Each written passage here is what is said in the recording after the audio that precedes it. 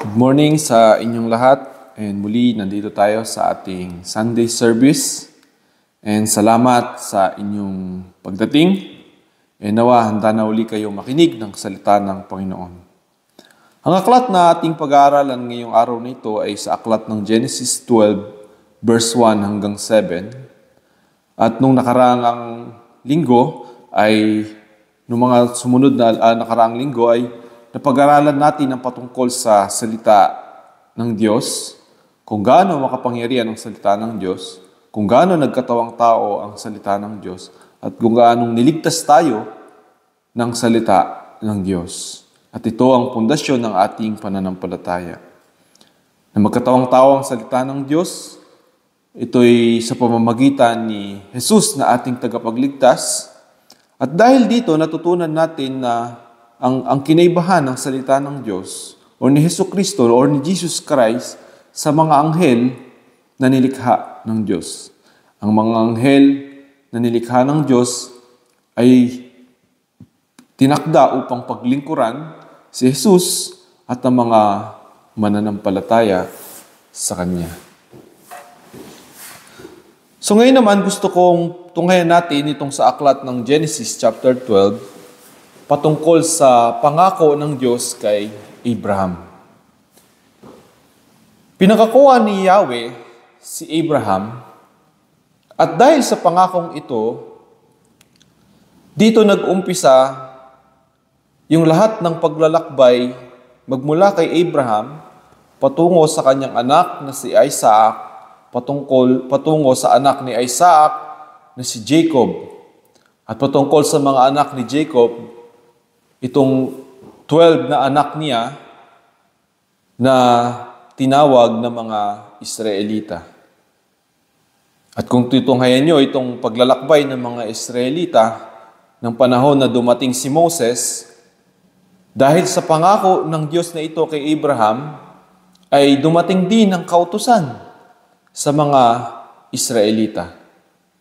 Nang dumating ang kautusan sa mga Israelita, sinunod nila ang mga panuntunan ng Diyos, ang pagsasakripisyo, ang pagtatayo ng templo, ang pag-aalay ng mga tupa o alingmang mga bagay na inutos ng Diyos sa loob ng templo ayon sa kasulatan na itinuro o ibinigay ng Diyos kay Moses, maging yung mga 10 Commandments na kanilang sinusunod. Kaya naman ang pagdating ni Kristo, dito rin natin maintindihan na itong focus ng mga Israelita ay nakalimutan na nila itong pangako ng Diyos kay Abraham na naging pinag-ugatan ng lahat. Ito yung ugat ng lahat ng biyaya na dapat sana ibibigay ng Diyos sa mga Israelita. Gayon naman na-focus ang kanilang pagsunod sa kautusan at humalo dito yung kanilang mga selfishness na kung saan naging focus sila sa mga posisyon, sa mga kanilang ginagawa, kagaya ng mga Pariseo, na sa halip na makita nila itong pangako ng Diyos o itong Mesaya o itong si Jesucristo na kanilang tagapagligtas na pinangako ng Diyos sa kanila, dumating ang panahon na hindi na nila ito nakita, na sa halip itong mga Pariseo na ito, sila pa yung naging dahilan upang ipapako sa krus yung pangakong sanay sa kanila mapupunta. So, kaya naman, ngayong linggong ito, napaka-importante na mapag-aralan natin at matutunan natin itong pangako na ibinigay ng Diyos kay Abraham. Let us pray. Manamin muli sa langit, inihiling namin ang iyong kapangyarihan, Panginoon. Kapangyarihan ng iyong banal na Espiritu na sumasakop sa aming puso at isip, na nagbibigay sa amin ng kalinawan, Panginoon, patungkol sa aming mga napag-aaralan. Ito rin, Panginoon, ang kumikilos sa iyong mga tagapagsalita, Panginoon, at sa bawat nakikinig. Nang sa gayon naman, nagkakaisa ang aming puso, at nililinis nito, Panginoon, ang aming kaisipan. Nire-renew din, Panginoon, ito ang aming pananampalataya sa iyo, Ama. Sa ganon, patuloy kaming maging matatag at malakas sa bawat araw na inaalala ka namin sa aming buhay. Nawa Lord, tanggalin mo ang aming mga alalahanin at ang mga suliranin sa buhay, maging ang mga kasalanan, Panginoon, na aming nagagawa, na nagbubura, Panginoon, or nagiging hadlang upang hindi kami makapakinig ng iyong mga salita. Nawa Lord, sa pakikinig namin ngayon, Panginoon, ikaw ang mapupurihan at mahitaas na patuloy sa aming buhay. Ito ang aming dalangin in Jesus' name. Amen. So sa Genesis chapter 12 verse 1, sinabi ni Yahweh kay Abraham, lisanin mo ang iyong bayan, ang tahanan ng iyong ama at mga kamag-anak, at pumunta ka sa bayang ituturo ko sa iyo. Ang pagtawag ng Diyos sa atin ay palaging may daladalang mabuting balita. Isang pangakong hindi makakamit o maikukumpara sa alingmang yaman ng sanlibutan. So gaya nga ng tinawag ni Yahweh si Abraham, binigyan ni Yahweh si Abraham ng isang pangako. Pangako na hindi nakikita dito sa lupa, na hindi niya sinabi na maghanap ka ng pinakamayaman at pinakamakapangyarihang bayan dito sa mundo at ibibigay ko yun sa iyo. Hindi ganun ang pinangako ni Yahweh kay Abraham. Ngunit ang sinabi lang niya, lisanin mo ang iyong bayan, ang tahanan ng iyong ama at mga kamag-anak. Kung tutusin sa panahon ngayon, kung ikaw ay matanda na o lumaki na, yung iyong bayan, yung iyong mga kamag-anak, yung iyong mga magulang o yung poder ng iyong mga magulang, yan yung halos pumupundasyon sa buhay mo. Ngunit kapag tinawag ka ni Yahweh, madalas itong mga bagay na to ay nagiging hadlang. At kung tinawag ka ni Yahweh, ayaw ipakita ni Yahweh na ito yung mga dahilan o ito yung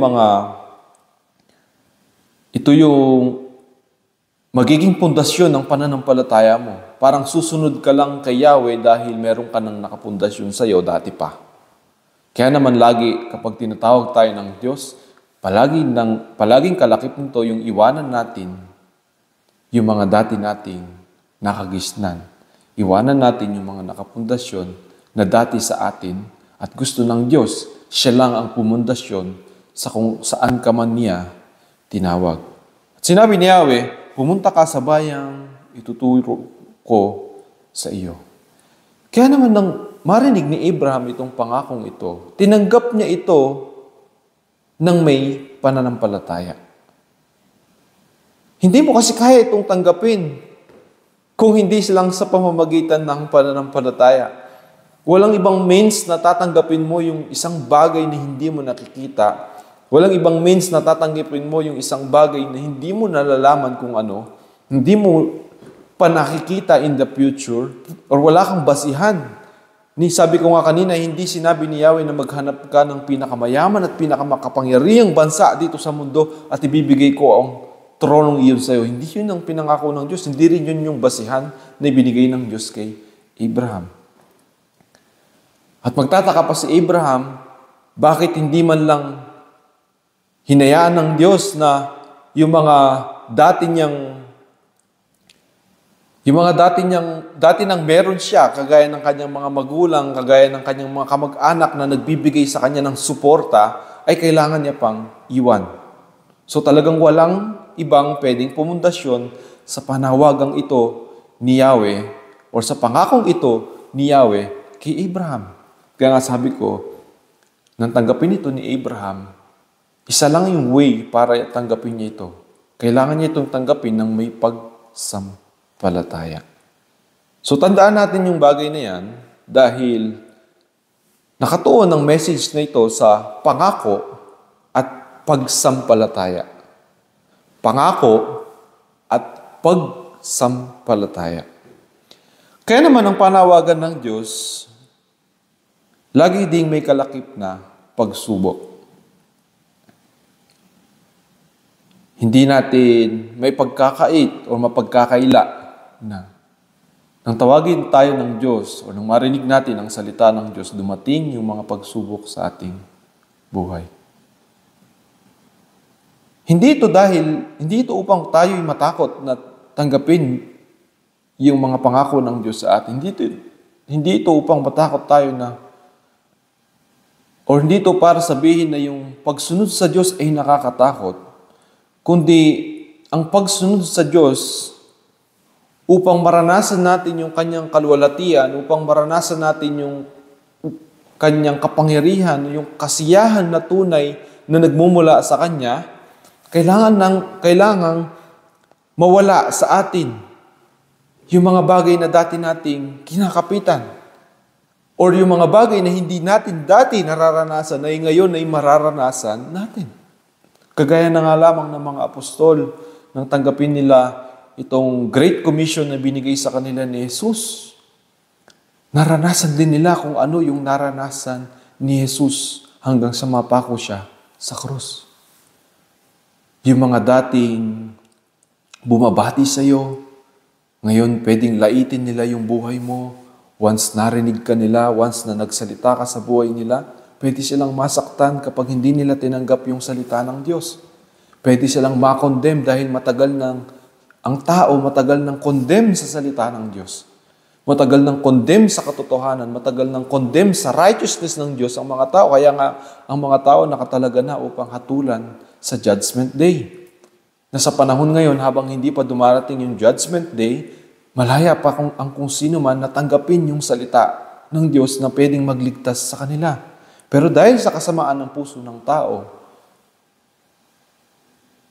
bawat isa ay condemn na sa righteousness ng Diyos at handang-handa ng hatulan ng Diyos. Kaya naman kapag ikaw ay mensahero ng salita ng Diyos, ikaw ay nagbabahagi ng salita ng Diyos, hindi maaalis na yung mga dating nagmamahal sa iyo dahil lang sa kasama mo sila sa mga kasalanan na gagawa mo, sumunod na panahon, ikaw ay kinokondem na rin nila. Or maybe nakikita nila yung mga dati mong mali, yung mga dating kasalanan na pinaggagawa mo, kaya kahit nagsasalita ka ng salita ng Diyos sa kanila, hindi nila yun tinatanggap. So, laging may kalakip na pagsubok, kapahamakan, kapighatian, at maraming sakripisyo ang pagsunod sa salita ng Diyos. Kaya naman, kung tatanggapin mo lang ang salita ng Diyos nang walang pagsampalataya, hindi ka makakatagal. Hindi ito bagay na parang ipinamana sa iyo ng may kasamang sangkaterbang pera or kayamanan dito sa sanlibutan na madali mong ma-overcome yung lahat. Ito'y bagay na kapag matatanggap mo lang sa pamamagitan or ma-overcome mo lang or matitiis mo lang na may kasamang pagsampalataya. At totoo naman na ang pagpapala at grace ng Diyos ay talagang bumubuho sa mga taong tunay na mananampalataya sa Kanya. At dito matututunan natin dito sa verse 1 ng tawagin ng Diyos si Abraham ay hindi siya tinawag nung panahon na bakit hindi siya tinawag ng Diyos nung panahon na like let's say teenager pa lang siya, kung saan malakas pa siya, kung saan mas marami pa siyang magagawa, kung saan mahaba pa yung edad na baka maabutan niya pa yung maraming henerasyon na magkakaroon siya, kundi tinawag siya sa edad na 75 years old na siya.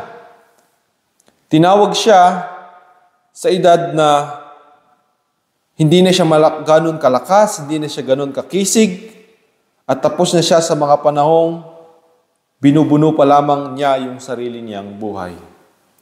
So kung ikukumpara natin itong pagkakatawag ni Abraham, huwag mong iisipin na matanda ka na para tawagin ng Diyos sa paglilingkod. Huwag mong iisipin din na dahil bata ka pa, ay kailangan bunuin mo pa yung mga panahon na para sa iyo, para sa personal, sa selfish, or sa makasarili nating pamumuhay bago ka sumunod sa pangako ng Diyos. So mag-jump up tayo sa verse 4 patungkol sa pagsunod ni Abraham. Kanina, sinabi natin yung panawagan ng Diyos kay Abraham. Ngayon naman yung pagsunod. Mag-jump up tayo sa verse 4. Ang sabi, sumunod nga si Abraham sa utos ni Yahweh, nilisan niya ang Haran noong siya'y 75 taon at sumama sa kanya ang kanyang pamangkin na si Lot. So, nang sumunod si Abraham, yun nga, ang pagsunod niya ay may kalakip na, ulitin ko, may kalakip na pananampalataya at pangako. Pangako at pananampalataya. Tandaan natin yan. Kasi ng panahon na dumating, yung maraming henerasyon na sinasabi ng Diyos kay Abraham, nang dumating na yung lahi ni Abraham, dumating si Isaac, dumating si Jacob, dumating yung mga Israelita, naglakbay yung mga Israelita kasama si Moses, nagtayo sila ng templo, nagtalaga sila ng hari kagaya ni David at ni Solomon, naging isang bansa yung Israelita, nakuha na nila, nakita na nila yung promised land, and in the end, nang dumating si Jesus Christ, yung pangako ng Diyos sa kanila, ang datnan ni Jesus Christ ay mga Pariseo na walang ibang inisip kundi kung paano sila magiging matataas, kung paano sila magiging malinis sa harap ng mga tao, kung paano sila magiging espesyal sa paningin ng mga tao dahil lang sa pagpapakita nila na sila'y tunay na sumusunod sa mga kautusan ni Moses, tunay na sila'y sumusunod sa batas, sa kautusan, na para bang nakapaka-perfect nila sa kautusan, na hindi nila namalayan na itong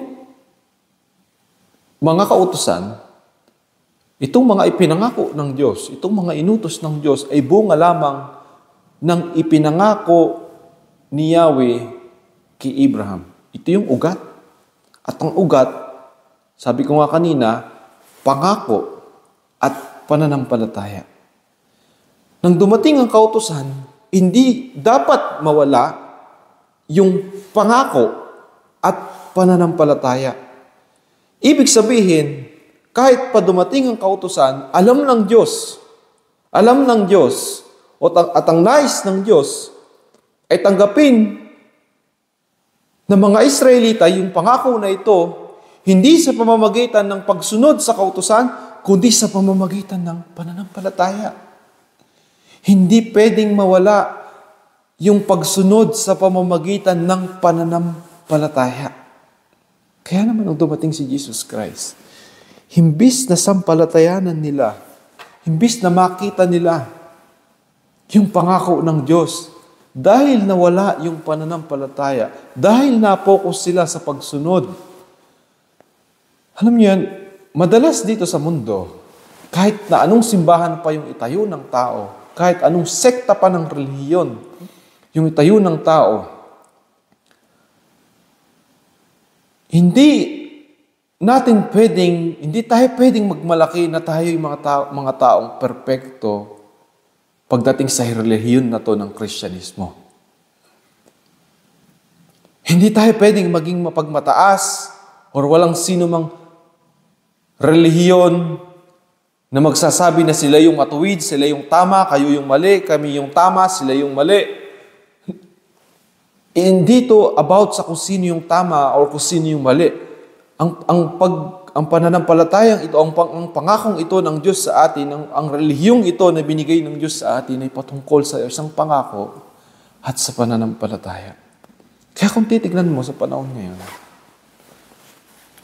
anong kinaibahan ng mga Pariseo kung dumating yung panahon sa atin ngayon ng mga pastor or mga pari or mga sekta ng iba't ibang sekta ng relihiyon ay hindi na matuon yung kanilang paglilingkod sa maraming batas sa loob ng simbahan, maybe. Sa maraming batas sa loob na panuntunan ng relihiyon. O sa maraming batas para lang maipakita sa tao na itong simbahang ito o itong relihiyon na ito ay perpekto. Sila yung tama. So sobrang dami na ng tama, sobrang dami na rin ng division na lahat nagsasabi sila yung tama. Wala nang mali. Pero hindi naman din, yun yung pinakita ng mga Pariseo sa harapan ni Jesus Christ at that time.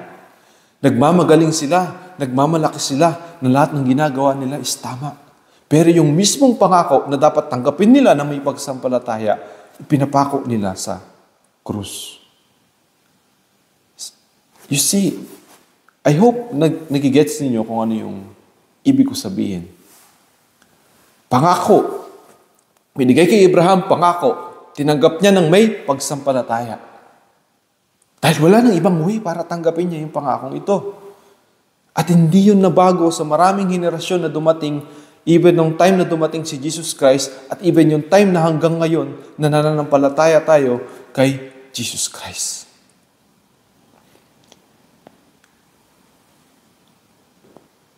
Maraming Abrahamic religion sa panahon ngayon. Pag sinabing Abrahamic religion, lahat ng relihiyon nagbunga dito sa pangakong binigay ng ni Yahweh kay Abraham. Abrahamic religion, andyan yung mga Hudyo, yung mga Jewish, andyan na tayong mga Kristiyano, andyan yung mga Muslim. Lahat yan, Abrahamic religion. Kaya kung papansinin ninyo, pagalingan sila sa pagsunod sa kautusan kung sino yung mabuti, kung sino yung mga perpekto, kung sino yung magiging tama sa lahat. Well, nang tanggapin ni Abraham itong pangakong ito ng Diyos, hindi niya nakita in the future na maraming na magkakaroon ng mga Pariseo na magiging perfect sa kautusan ng Diyos. Kung nabubuhay si Abraham nung panahon na yon, na dumating si Jesus Christ, hindi siya matutuwa na yung bunga ng pangakong ibinigay sa kanya ni Yahweh ay mga Pariseong nagpapaka-perpekto sa kautusan ng Diyos na hindi naman din sila totoong perpekto. Nagpipretend lang sila sa sarili nila na sila'y perpekto. Na maging sa panahon ngayon, kung darating si Abraham, hindi siya matutuwa kung makikita niya sa loob ng simbahan ay mga taong nagpapaka-pretend para maging perpekto. O maraming denominasyon ng Kristyanismo na nagpapaka-perpekto. O maraming denomination na mga Abrahamic religion, maging Hudyo man o Muslim, na nagpapaka-perpekto sa iba't ibang kautusan, sa iba't ibang libro, sa iba't ibang regulasyon na kanilang sinulat para lang magmukha silang perpekto sa harap ng tao o sa harap ng maraming bansa at mapatunayan na sila yung tama at yung iba ay mali. Hindi yun yung tinanaw ni Abraham. Sabi nga doon sa John chapter 8, mga around verse 16 or verse 13, sabi ni Jesus Christ sa mga Pariseo, nung si Abraham daw mismo ay naging masaya na makita yung araw ni Jesus Christ. Abraham himself rejoiced to see my day. And he saw it. And he was glad. He saw it. Sabi ni Jesus Christ sa mga Pariseo. Masaya siya na nakita niya yung panahon ko. Nakita niya yung araw ko. Saan nakita yun ni Abraham? Nakita niya yun dun sa pangakong ibinigay sa kanya ni Yahweh. You see? Dahil tinanggap niya yun ng may pagsampalataya. Sabi ni Jesus Christ sa mga Pariseo, before Abraham was, I am. Bago pa man dumating si Abraham, ako na ako.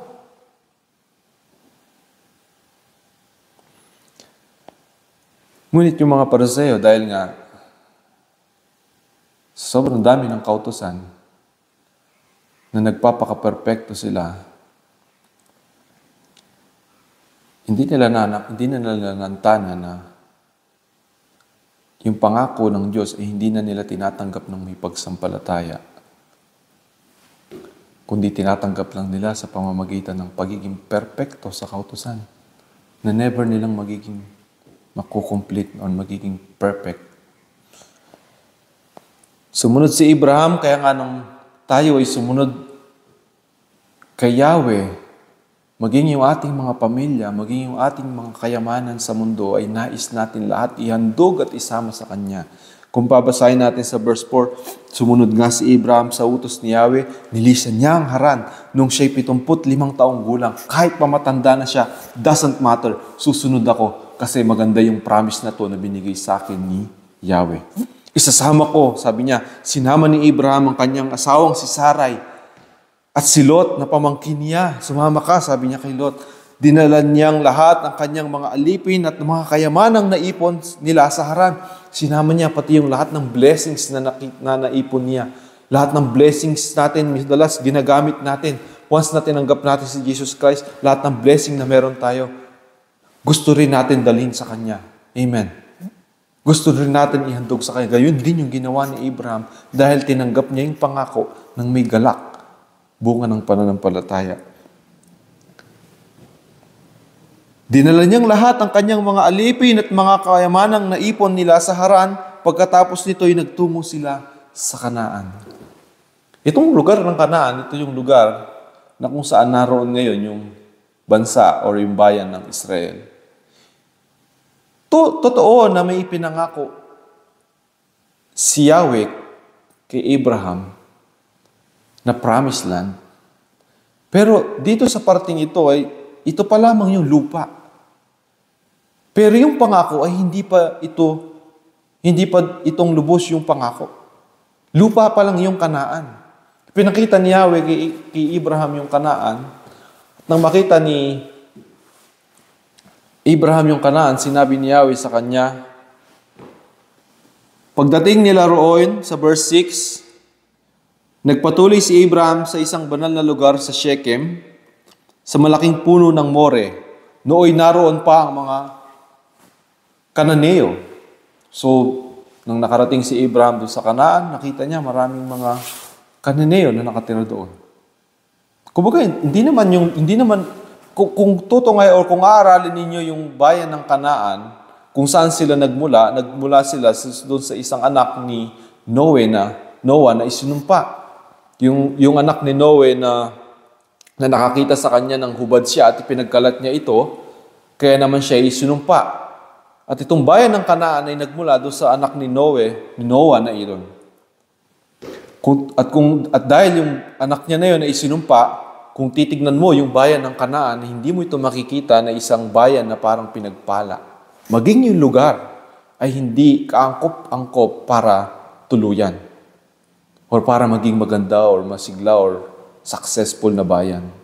Buti sana kung dinala ni Yahweh si Abraham sa isang bayan, kagaya ng maybe ng Babylon, na kung saan asensado na ito, malawak na ito, makapangyarihan na ito, mayaman na ito, tanyag na ito sa iba't ibang mga bayan sa iba't ibang lugar sa mundo. Sa isang iglap lang, pwedeng si Abraham na yung maging makapangyarihan doon sa lugar, pero hindi yun yung ipinangako ni Yahweh kay Abraham. Pagdating sa verse 7, nagpakita kay Abraham si Yahweh doon sa Kanaan at nagsabi sa kanya, ito ang lupaing ibibigay ko sa iyong lahi. At nagtayo si Abraham ng altar para kay Yahweh na nagpakita sa kanya. So, pinakita lang ni Yahweh kay Abraham kung saan yung lupa na mamanahin ng kanyang saning lahi. Although alam ni Abraham, as far as I can understand this, alam ni Abraham na hindi panapapanahon o hindi sa panahon niya mangyayari o magaganap ang lahat ng ito. Ang lahat ng pagmamana, ang lahat ng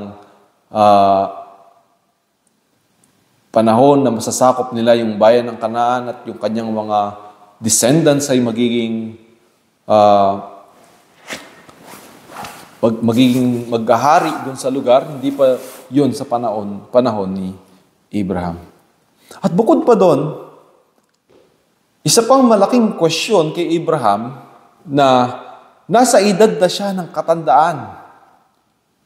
Ngunit, maging yung kanyang asawa nasa edad na ng katandaan. Ngunit, bakit ka pangangakuan ng Diyos na dadami ang iyong lahi? Gayong nasa katandaan ka na at wala ka na sa panahon na pwede ka pang magka-anak. Lalo na yung kanyang asawa na si Sarah. So parang napakahirap tanggapin ng pangakong ito, pero dahil sa pananampalataya, lahat ito ay sinunod ni Abraham. Lahat ito ay tinanggap ni Abraham. Lahat ito ay kanyang sinunod. So kanina, inaral natin yung panawagan ni Yahweh. Lisanin mo ang iyong bayan. Ngayon naman, inaral natin yung pagsunod ni Abraham. Sumunod nga si Abraham sa utos ni Yahweh. Ngayon naman, sa verse 2 at sa verse 3, nais kong mapag-aralan natin yung pangako. Ito na yung pangako. Ito na yung pangakong binigay ni Yahweh kay Abraham. Sabi sa verse 2, pararamihin ko ang iyong mga anak at apo at gagawin ko silang isang malaking bansa. Pagpapalain kita at gagawin kong dakila ang iyong pangalan at ikaw ay magiging pagpapala sa marami. So kung titignan mo dito, sabi niya, pararamihin ko ang iyong mga anak at apo. Kasama sa pangako na binigay kay Abraham, yung darami yung kanyang lahi. Pero tandaan din natin, sabi sa Romans 9 verse 7, at hindi rin naman ibinibilang na anak ni Abraham ang lahat ng nagmula sa kanya. Ano ibig sabihin nito? Yung pangako ni Yahweh kay Abraham ay nagpatuloy base sa kung kanino nais ng Diyos magpatuloy yung kanyang pangako. Nang magkaroon ng anak si Abraham, nag-una siya nagkaroon ng anak kay Hagar at ang anak niya ay si Ismael. Nang magkaroon siya ulit ng anak kay Sarah sa talaga niyang asawa, ang kanyang naging anak ay si Isaac. Nang mangyari iyon, hindi binigay ng Diyos yung pangako kay Ismael, kundi binigay niya kay Isaac. At nais magpatuloy ng Diyos itong pangako kay Abraham sa lahi na magkakaroon si Isaac. Na magkaroon ng anak si Isaac, nagkaroon siya ng anak na kambal, ito si Jacob at si Esau. Ngunit pinili ng Diyos kung sino sa kanila ang magmamana ng pangako. Hindi niya pinili si Esau, ang pinili niya si Jacob. Sapagkat pinagpalit ni Esau, sabi nga ng Biblia, pinagpalit ni Esau. Ang pangakong ito sa soup or na binigay niya sa kanyang ama. Tuloy napunta ang pangako kay Jacob. At nang dumating ang pangako kay Jacob, ibinigay niya ito sa 12 na anak ni Jacob na naging 12 tribes ng Israel na kung saan ang bayan ng Israel ngayon ang nagdala ng pangako ng Diyos. Dinala nila ang pangako ng Diyos hanggang sa dumating si Moses, naging bihag sila ng Egypt, nakalaya sila sa Egypt. Dumating yung mga 10 commandments, yung mga commandment ng Diyos, nagtayo sila ng templo at hanggang sa panahon ni David, hanggang sa panahon ng dumating si Jesus Christ. So dumami yung lahi ni Abraham at yung kanyang mga anak at apo at nagpatuloy ang pangako ng Diyos na naaayon sa kung kanino nais ng Diyos mapunta yung kanyang pangako. At napunta nga ito sa bayan sa lahi ng mga Israelita. Gagawin ko silang isang malaking bansa, sabi ni Yahweh. Pero may sinabi pa si Yahweh, sabi niya, pagpapalain kita at gagawin kong dakila ang iyong pangalan. At ikaw ay magiging pagpapala sa marami. Ikaw ay magiging pagpapala sa marami. Nang sinabi ito ng Diyos kay Yahweh, hindi lang niya pinapatukuyan na sinabi niyang marami ay yung mga lahi ng mga Israelita. Nang sinabi ni Yahweh kay Abraham na ikaw ay magiging pagpapala sa marami, ibig sabihin, magiging pagpapala din siya sa iba pang mga bansa. Gaya ng sabi sa verse 3, ang sa iyo'y magpapala ay aking pagpapalain at ang sa iyo'y sumumpa ay aking susumpain. Sa pamamagitan mo, lahat ng mga bansa sa daigdig ay aking pagpapalain. Ito yung pangako na binigay ni Yahweh kay Abraham. So kahit pa naintindihan ni Abraham na sa lahi niya magmumula, or ang lahi niya ang gagamitin upang maging tagapag-bearer nitong pangako na to, hindi rin limited sa kaisipan ni Abraham, or hindi rin limited sa kaisipan mismo ng Diyos na nagbigay ng pangako, na yung pangakong ito ay sosolohin lang ng mga Israelita. Gaya nga ng mga relihiyon ngayon, or relihiyon ng Judaismo ngayon, na hanggang sa panahon ngayon na iniisip nila na yung pangako ni Yahweh ay para lamang sa kanila. At hindi or walang kinalaman yung pangako na ito para sa mga iba pang bayan sa mundo. Pero kung titignan yung mabuti, natupad ang pangako sa pamamagitan ni Jesus Christ. Bakit? Dahil ang sabi dito, lahat ng mga bansa sa daigdig ay aking pagpapalain.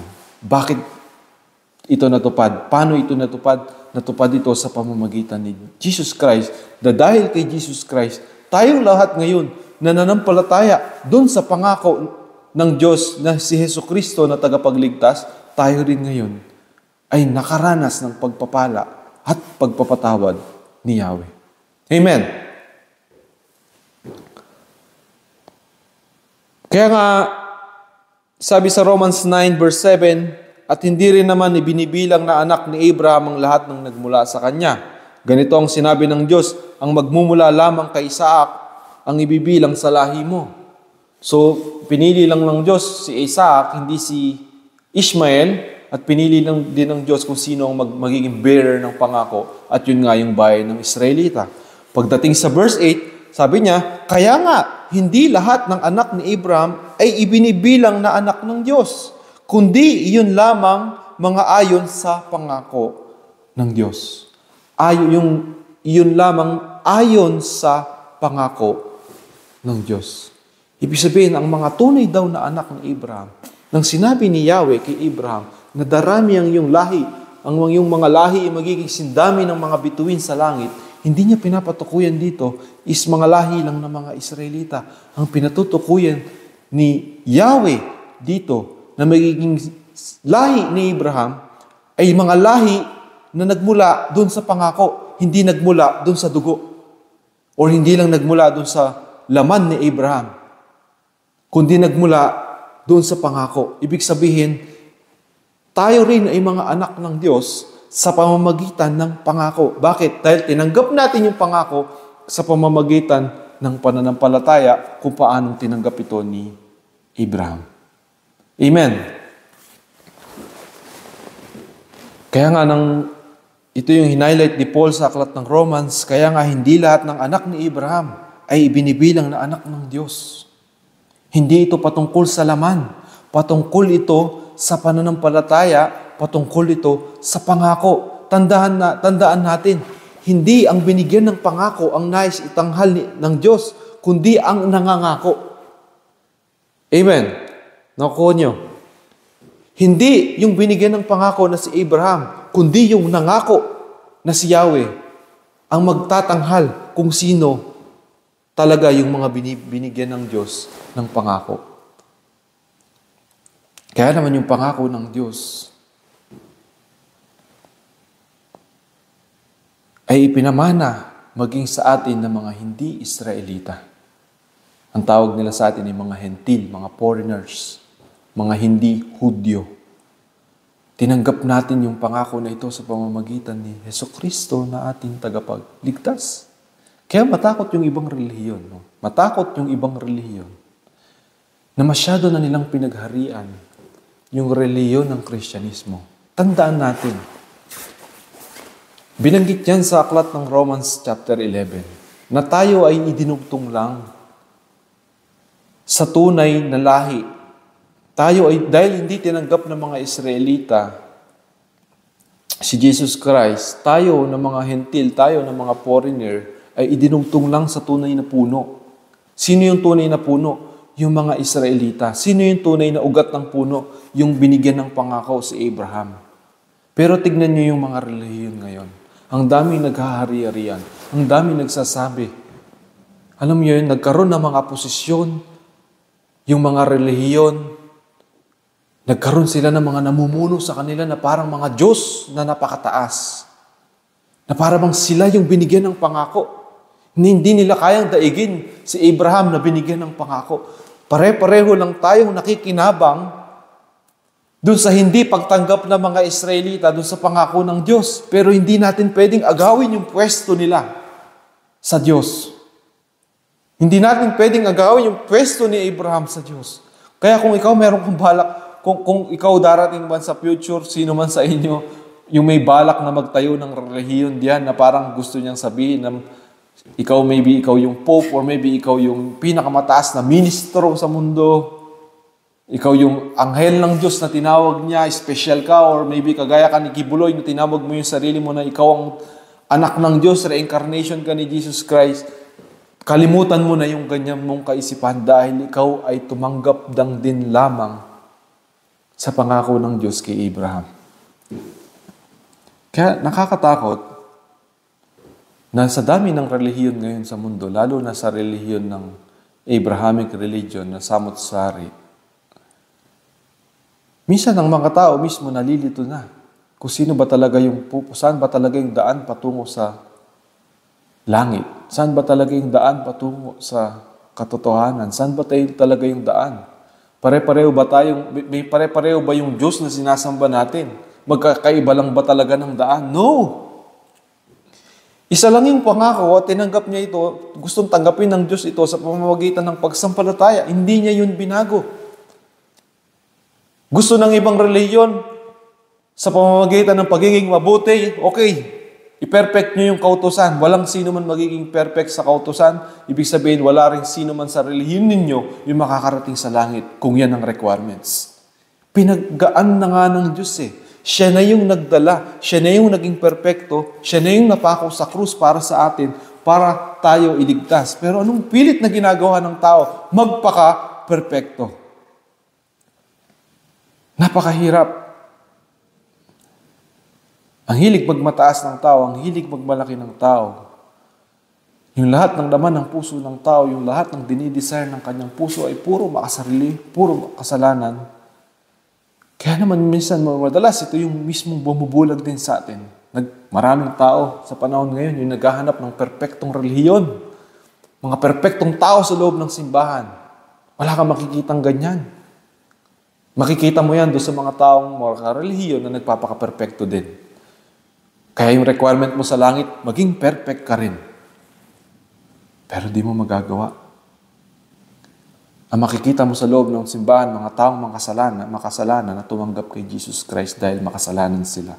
Dahil kailangan nila ng tagapagligtas. Kaya huwag kang matitisod. Kung ang nakikita mo doon sa loob ng simbahan, natitisod ka kasi nakita mo siya, may ginawa siyang mali. Nakita mo siya, hindi ka na nag-attend kasi nakita mo ito isang membro na to, may ginawa siya. Kaya nga niya tinanggap si Jesus Christ eh. Di ba? Ano ba talagang hinahanap natin? Perpekto na simbahan? Or kailangan natin ng pangakong sasampalatayanan para iligtas tayo kasi tayo mismo hindi natin kayang maging perpekto ni minsan sa isang araw ng buhay natin. Amen.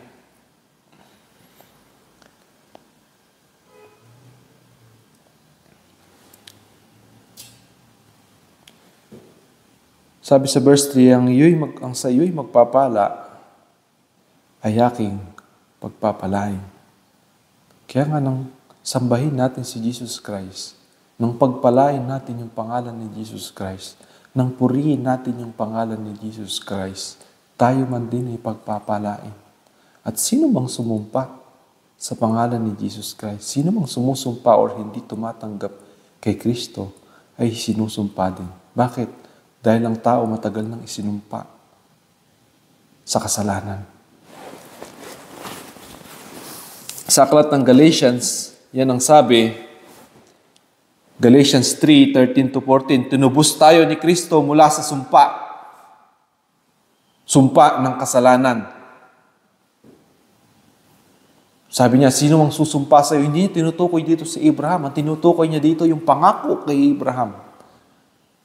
At marami yung sumusumpa kay Jesus Christ hanggang sa panahon ngayon. Marami yung hindi tumatanggap kay Kristo hanggang sa panahon ngayon. Actually, hindi nga nila kailangan sumpain. Sa part lang na hindi nila tinatanggap si Jesus Christ, namumuhay na sila sa sumpa ng kasalanan. Na maging si Jesus Christ nang siya'y dumating, tinubos tayo ni Kristo mula sa sumpa ng kautusan. Ito yung kasalanan. Nang siya ay isumpa para sa atin, naging sumpa si Jesus Christ para sa atin, sapagkat nasusulat, isinumpa ang bawat ibinibitin sa punong kahoy. Noong panahon ng mga Israelita, kapag ikaw ay makasalanan, ikaw nakagawa ng kasalanan, at sinusumpa ka, ibinibitin ka sa punong kahoy para makita ka ng mga tao. Ganon din yung nangyari sa panahon ng mga Romano. Kapag ikaw ay makasalanan, ikaw ay nagnakaw, o ikaw ay ng abuso, ikaw ay nakapatay, isinusumpa ka sa punong kahoy para makita ka ng mga tao na yung buhay mo ay isang sumpa. Pero si Jesus Christ na namuhay ng walang bahid na kasalanan, inilagay siya sa punong kahoy, doon sa krus. Siya ay sinumpa. Naging sumpa siya para sa atin. Isinumpa siya para sa atin. Tayo yung deserve na mapunta doon dahil talagang tayo yung sinumpa. Pero siya, na hindi naman talaga siya yung isinumpa, inari niyang ganap yung sumpa na sa atin dapat mapunta. Ginawa ito ni Kristo sa verse 14 ng Galatians 3. Ginawa ito ni Kristo upang ang mga pagpapalang pinangako ng Diyos kay Abraham ay makamtan din ng mga hentil. Sa pamamagitan ni Kristo Jesus, sa pamamagitan ng pananampalataya sa Kanya, ay matatanggap natin ang Espiritong ipinangako ng Diyos. See?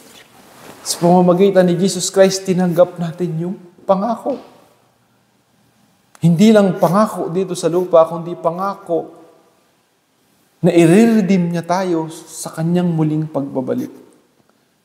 Pagkakaroon tayo ng panibagong katawan na hindi na makasalanan, nililigtas niya tayo sa tunay na suliranin sa mundo. Maraming suliranin sa mundo. Nandiyan na yung sarili mong buhay, nandiyan na yung nagsusumikap ka, nandiyan na yung nag-aaral ka, pagkatapos mo magtrabaho, magkakaroon ka ng pamilya, nandiyan pa rin yung pagsubok. Lahat yan mga pagsubok. Pero ano yung totoong pagsubok sa mundo? Yung kasalanan na nagagawa ng tao. Ano yung totoong pagsubok sa mundo? Yung kapupuntahan ng mga taong makasalanan, which is yung sa impyerno. Yung kaparusahan na hindi kayang i-prevent ng kahit na sino man, dahil walang sino man yung kayang maging perpekto.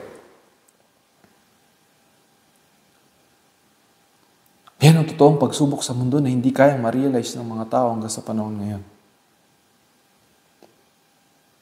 Yung pagiging makasalanan. Ayaw nating i-admit. Ang tagal ng panahon. Ilang taong ka na nung in-admit mo na makasalanan ka? Ayaw nating i-admit na tayo'y makasalanan.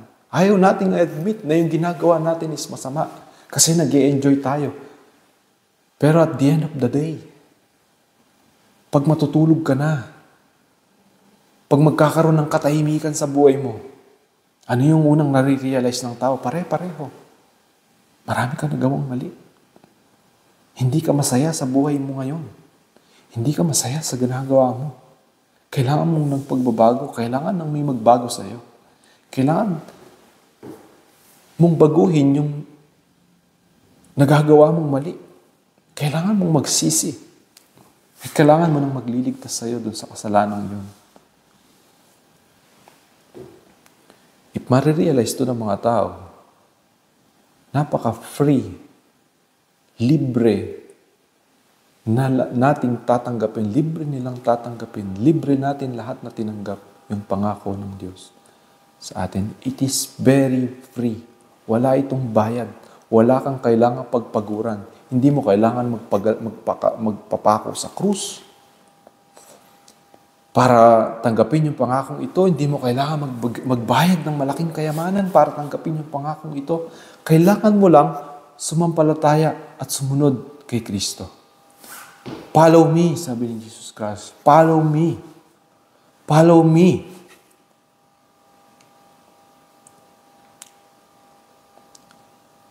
For my yoke is easy, sabi ni Jesus Christ. My burden is light. Magaan lang yung burden na bibigay ko. Sa bigat na pasan-pasan natin araw-araw sa mundo. Amen. Kaya naman, kahit na maraming pagsubok, sabi ko nga kanina, bawat nang tanggapin ni Abraham itong pangakong ito, yung pagsampalatayang ito ay may kalakip na pagsubok, may kalakip na pagkapighatian, may kalakip na mga sakripisyo na gagawin. Pero ano naman yung mga sakripisyong yun? Kapalit ng pangakong never mong bibigay or never mong mararating sa buhay mo. Not unless sampalatayanan mo si Jesus Christ. Magagaan lang yung mga yun. Even yung mga panahon na dumating yung mga disciple ni Jesus Christ sa kamatayan, hindi sila nabigatan sa mga pagsubok na dumating sa kanila. Even up to death. Bakit? Kasi may resurrection na darating. Hindi doon natatapos yung buhay nila. Oo, totoo, maraming struggle. Masakit. Maraming mangyayari na pagsubok. Pero lahat ng yon ay tutugunan ni Jesus Christ. Lahat ng yun ay may ang kapalit, yung eternal life na ibibigay sa atin ni Jesus Christ. Pero kahit pa wala pa sa atin yung eternal life, kahit pa namumuhay pa tayo dito sa lupa, yung joy naman na binibigay ng Diyos sa atin is sobrang sapat na dahil malaya tayo sa ating buhay. Malaya tayo sa anumang kasalanan sa mundo. Malaya tayo sa anumang mga pagdurusang dating nararanasan natin dahil nagpapatuloy tayo sa pananampalataya. Anyway, maraming salamat and hopefully marami kayong natutunan ngayong araw na ito. Let us pray. Naman namin sa langit, muli ikaw ang aming tinataas at dinadakila sa oras na ito, Ama.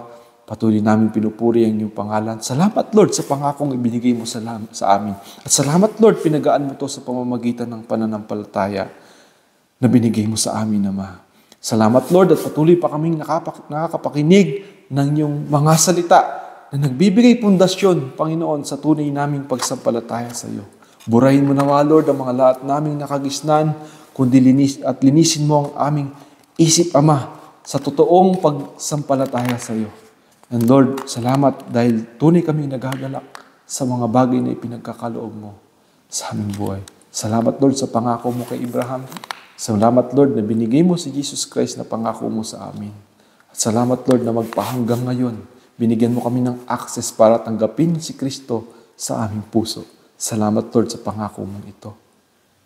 At hindi pa dito lahat nagtatapos, Ama. Dahil pati sa buhay na walang hanggan ay pinagkalooban mo kami, Panginoon, ng access. Sa iyong kaharian, Ama, kami mananagumpay. Pagpalain nawa lahat ng nandito ngayon at maging yung mga wala rito, Panginoon, patuloy mong pagpalain. Patuloy mo silang dalhin sa iyong salita. Patuloy mong dalhin ang lahat makapaglingkod sa iyo, Ama.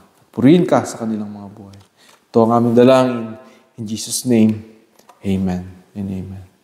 Salamat sa inyong lahat at muli sa susunod na Sunday ay magkita-kita tayo muli. Thank you in Jesus' name.